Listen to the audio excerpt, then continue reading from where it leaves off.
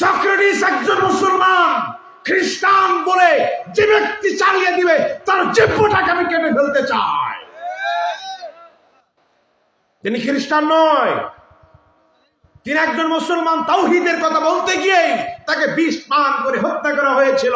তাওহীদের কথা বলতে গিয়েই ইমামে আবু হানিফাকে বিষ পান করে হত্যা করা হয়েছিল। তাওহীদের কথা বলতে গিয়া আমার কলিজার ধন আল্লামা সাঈদীকেও তারা বিষ পান করে বিষ প্রয়োগ করে তাকে মারা হয়েছে। কথা ঠিক কিনা?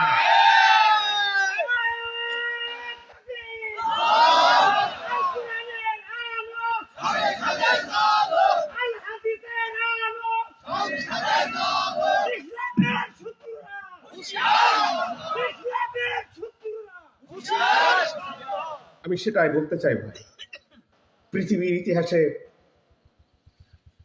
এই তিনজনের মানবের ইতিহাস এখনো পর্যন্ত বিরল, যে তাওহীদের কথা বলতে গিয়েই যারা জীবন দিয়েছেন, তারা যদি আজ খ্রিস্টানদের অন্তর্ভুক্ত হয়ে যায়, এর চাইতে জাতির লজ্জা কিচ্ছু থাকতে পারে না। যারা জীবন দিলেন তাওহীদের জন্য, তারা খ্রিস্টানেরা তারা নিয়ে চলে যায়। আর আমরা মুসলিম 12টি বছর ধরে কোরআন হাদিস পড়ে তাদেরকে চিনতে পারলাম না। মূর্খ এ জাতি। আল্লাহ পাক আমাদেরকে বোঝার তৌফিক দান করুক। নামটি ছিল আলফাতুন, তাকে দেওয়া হলো প্লেটো। নাম ছিল আরাস্তাতালিস, তাকে বানিয়ে দেওয়া হলো অ্যারিস্টটল। সব মানুষগুলো ছিল মুসলিম, তারা নিয়ে চলে গেল। এই আদরের ধনগুলো মুসলিম, তারা খ্রিস্টান হতে পারে না। এজন্য আমাদের শিক্ষার মূল শিকড় হবে এই কোরআন। ঠিক কিনা বলেন? মূল শিকড় কোথায়? ইসলাম। এজন্য কোরআন বাদ দিয়ে কোনো শিক্ষা অর্জন করা কোনো মানুষের পক্ষে সম্ভব নয়। আপনি কোরআন বাদ দিয়ে যা শিখবেন ওটা অন্ধকার, ওটা বাতিল, ওটা কুসংস্কার, সেটা কখনো শিক্ষা হতে পারে না।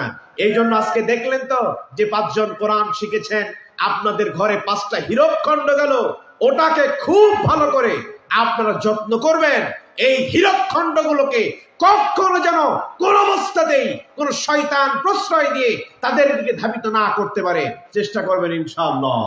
যারা বাবা আছেন, আপনাদের ঘরে 5টি হীরকখণ্ড আজকে আমরা পাঠিয়ে দিলাম, তারা যেন কখনো না নিয়ে চলে যায়। এই জন্য আমরা শিখবো কি? জোরে বলেন, আমরা শিখবো কি? কোরআন। সেই কোরআনের মাহফিলেই আমরা এসেছি। এবার আসুন, দ্বীন ও আকীদা, ইসলামী সাহিত্য সংস্কৃতিতে প্রথম নাম্বার কথা হচ্ছে দ্বীন ও আকীদা। দ্বীন হিসাবে নাম কি? বলেন না, দ্বীন হিসাবে নাম কি? আর আকীদা? কালিমা তৈয়বা। আকীদা কি? কালিমা তৈয়বা। যদি কারো আকীদা হয়, আকীদা কি খারাপ হয়? বলেন না কেন? কালিমা তৈয়বা যদি কারো আকীদা হয়, আকীদাই খারাপ হয়? খারাপ হয় না। এজন্য দ্বীন ও আকীদাতে আল্লাহ পাক আমাদেরকে বলছেন, ইসলামী সাহিত্য সংস্কৃতিতে আল্লাহ পাক এবার আপনাদেরকে আহ্বান করছেন। এতক্ষণ ছিলাম শিক্ষা ব্যবস্থায়, এখন সাহিত্য ও সংস্কৃতিতে আল্লাহ পাক বলছেন, ومن يبتغي غير الإسلام دينا, ইসলাম ব্যতীত কোনদিন কোন ধর্ম গ্রহণ করা যাবে না। ইসলাম ব্যতীত কোনদিন গ্রহণ করা যাবে না।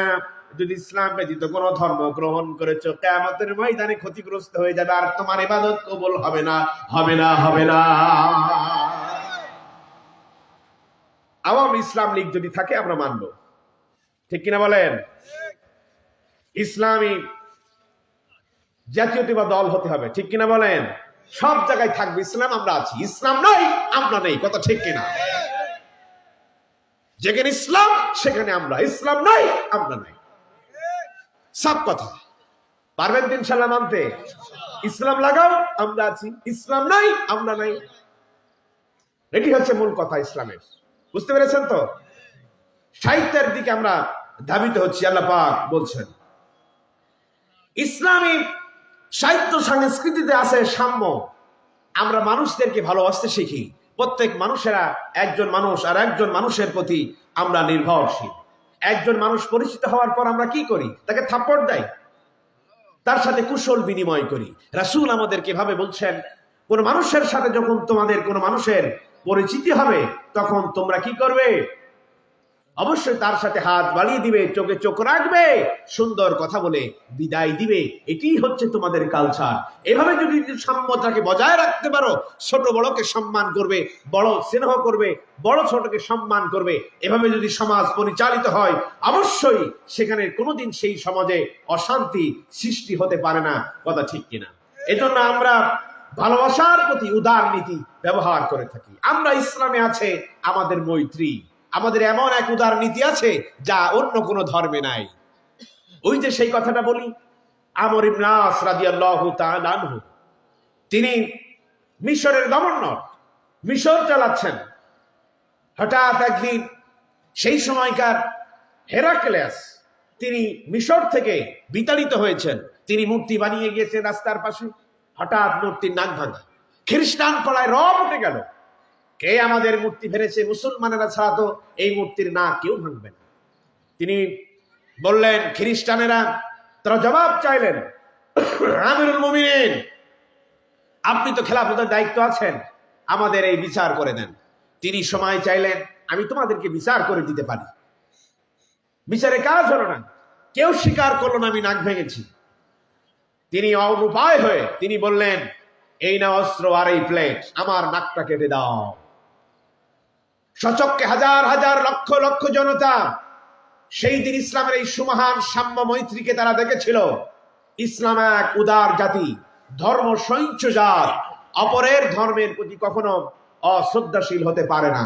যে নিজের নাকটাকে এগিয়ে দেয়, তারা বললেন, তিনি যে ব্যক্তি নাক ভেঙেছিল তিনি স্বীকার করলেন, আর সমস্ত জায়গায় ছড়িয়ে পড়লো ইসলামই হচ্ছে মৈত্রীর এক সুমহান মর্যাদাকে টিকে রাখবার জন্য ইসলামই পারে মৈত্রীকে ঠিক রাখার। কথা ঠিক কিনা?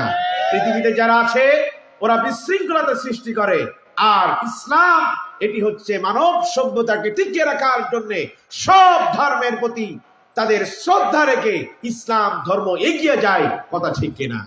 এটি হচ্ছে আমাদের শান, এটি হচ্ছে আমাদের মর্যাদা। সুতরাং এই জায়গায় দাঁড়িয়ে আমরা বলি, আমাদের মধ্যে আছে সাম্য, আমাদের মৈত্রী এবং মানুষের প্রতি ভালোবাসা, এটি হচ্ছে আমাদের ঐতিহ্য। এই ঐতিহ্যটাকে টিকে রাখবার জন্য আজকের কথা। মহান আল্লাহ রাব্বুল আলামিন এই সংস্কৃতিতে আমাদেরকে আসার তৌফিক দান করুন। আমরা সকলে বলছি আল্লাহুম্মা আমিন। সম্মানিত হাজিরিন, আমি আপনাদেরকে অনেক কষ্ট দিয়ে ফেললাম। শিক্ষার ব্যাপারে বলেছি, এরপর সংস্কৃতির ব্যাপারে বলেছি। সাহিত্যটা এখন বিশাল একটি অধ্যায় বাকি আছে, সময় স্বল্পতার কারণে আমি বলতে পারবো না। প্রায় এখনো আমার কাছে এখনো সাহিত্য সম্পর্কে 50টির অধিক আয়াত এখন থেকে গেল। আমি আপনাদের মাঝে বলে আর আপনাদেরকে কষ্ট দিতে চাই না। মেহেরবানি করে আমি কনসুলেশনের দিকে যেতে চাই। এবার শিক্ষাটা গ্রহণ করুন, নোট করুন, শিক্ষা নেবেন। এবার প্রথম শিক্ষা হচ্ছে আমাদেরকে কোরআন শিখতে হবে। কি শিখতে হবে? এই যে কোরআনের মজমা তৈরি করেছেন আমাদের উস্তাদ, কোরআন শিখবেন।